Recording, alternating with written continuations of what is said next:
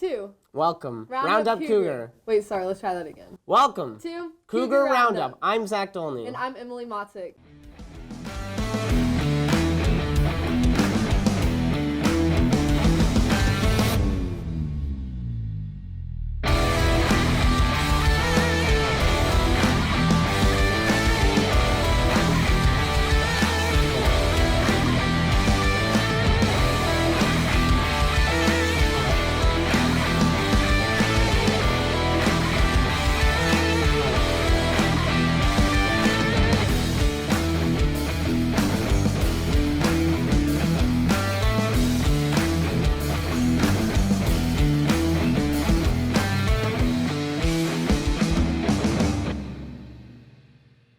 Good day, Scoogs. Today's Friday the 13th, and welcome to the second Cougar Roundup of this year. There's a lot to a football game that we don't know about. Let's take a look behind the scenes.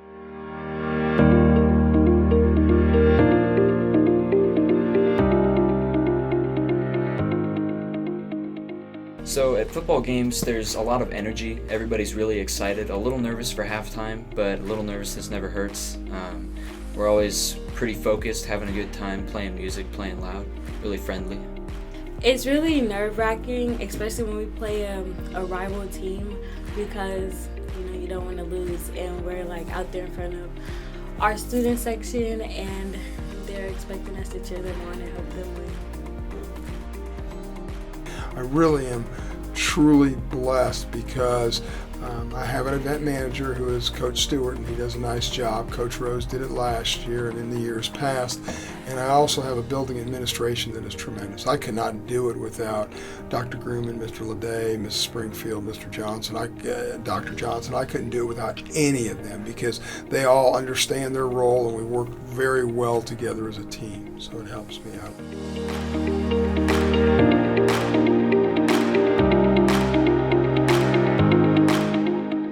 I'm Jake Lane, and I play trombone for the Shawnee Mission Marching Cougar Pride. My name is Jayla Brown, and I'm a cheerleader. My name is Angelo Giacalone. I'm athletic director at Shawnee Mission Northwest High School. Go Cougars! Some fellow journalists came together for the support of a local girl in transition. Here's the power of the local community against those who hate. Last Wednesday, students and community members gathered at Brookwood Elementary to support a local 5th grade student during her transition.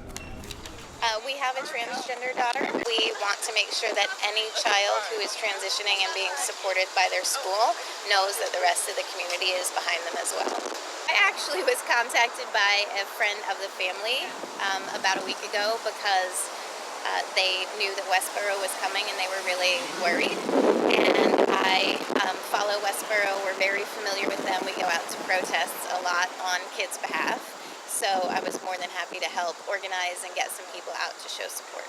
Just knowing a group like Westboro is coming puts a lot of fear in the hearts of people. No one's quite sure what to expect, but we always end up with such an amazing positive turnout. It does exactly what Westboro doesn't want it to do, which shows the child and their family that the community really is behind them, and they feel less alone and less afraid after that. It's great to be a part of a community where we build people up rather than tear them down.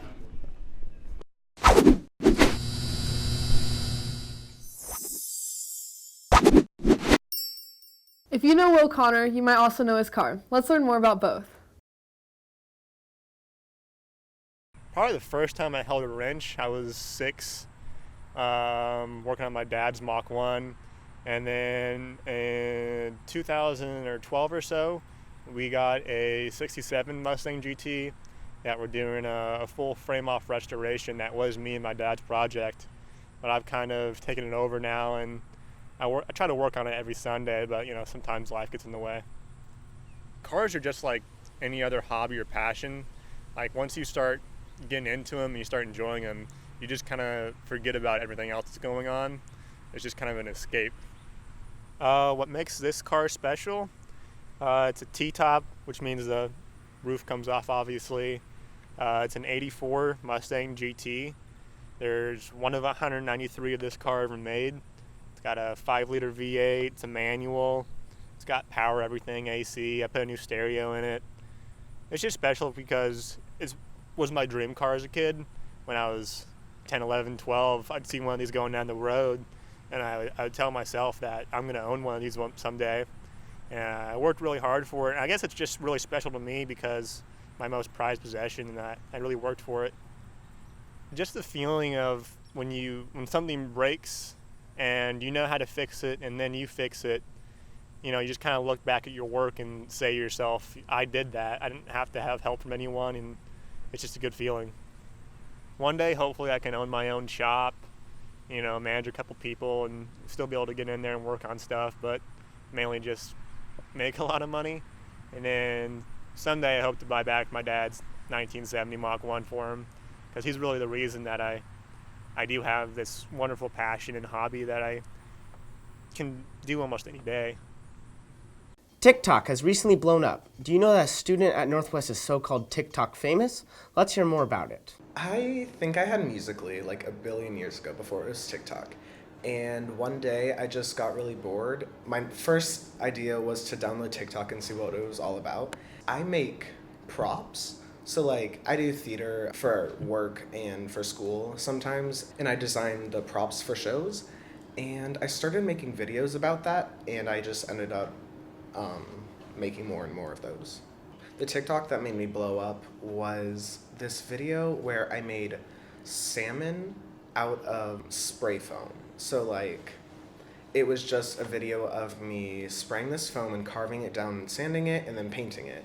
I looked at it recently, maybe 700,000 views and 150,000 likes. So I definitely used it to flex at the beginning of the year, but it's not like it got me popular at school or something. I'm involved in quite a few things at Northwest. I'm the editor-in-chief of the yearbook. I'm a designer on newspaper. I'm in NHS, Project Lit, Earth First Club. I did a lot of theater my first 3 years. My friend who's going to college, one of her friends was talking to her about TikTok. My friend said, oh yeah, I have a friend who makes TikToks about props. And the girl goes, oh my God, I follow a TikTok that makes props. And she pulled it up and it just happened to be me. And I was like, wow, small world that people in Arkansas who are meeting my friends.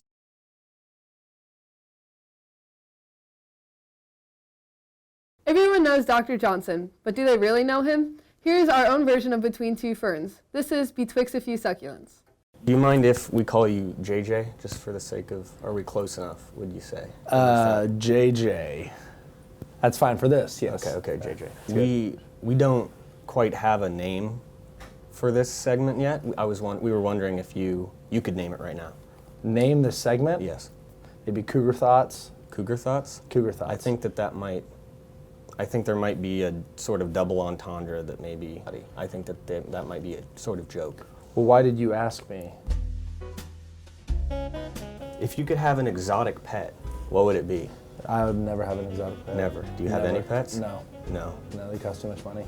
Okay. And I have 3 kids. 3 kids. Yeah, that's enough. So 3 pets. Yeah, not pets, no. What is your favorite movie and why is it The Shawshank Redemption?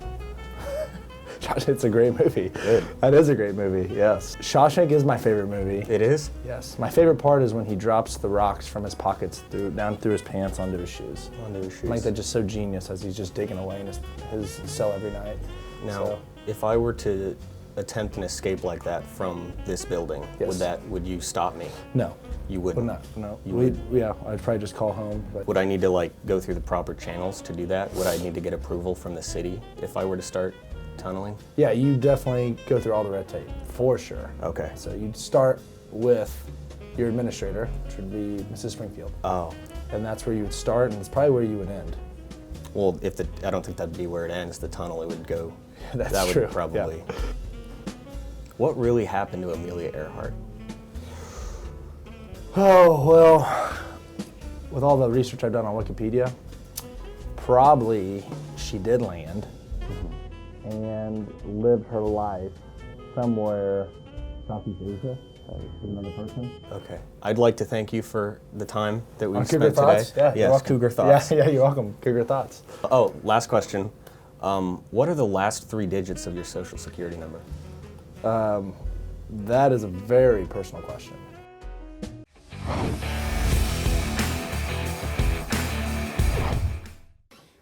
You may remember Challenge the Ocho from last year, but it's the time for the first one of this year. Evan Battles will be going against varsity soccer this time. Let's hope it's a merciful defeat. For the soccer team. All right, everybody, this is Challenge the Ocho. My name is Evan Battles. We're challenging the boys soccer team. We're going to do a crossbar challenge, penalty kicks, and juggling. Let's see who wins.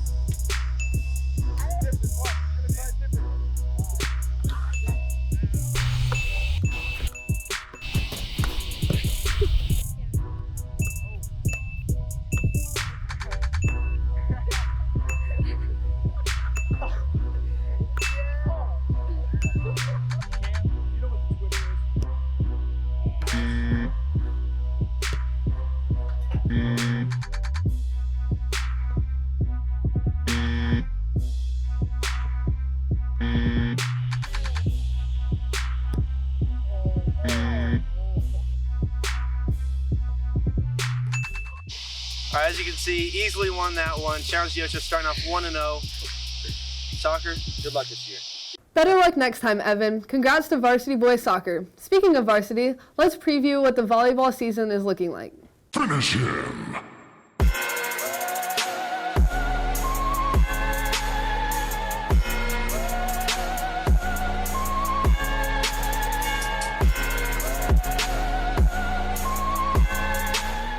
This season, I'm probably most excited for playing with new girls and getting to play with Vix and Tori again, and it's just like a new team. My goals and aspirations for this season are to make sure that all the new freshmen feel supported and like they're on just any other team they've been on, and we're really looking forward to trying to go to state this year, and I think we have a good chance. Having different levels play across the entire team is very important. We need people who have experience, who can show the younger girls how to play and what the ropes are, and then the younger girls coming up and playing with the big dogs.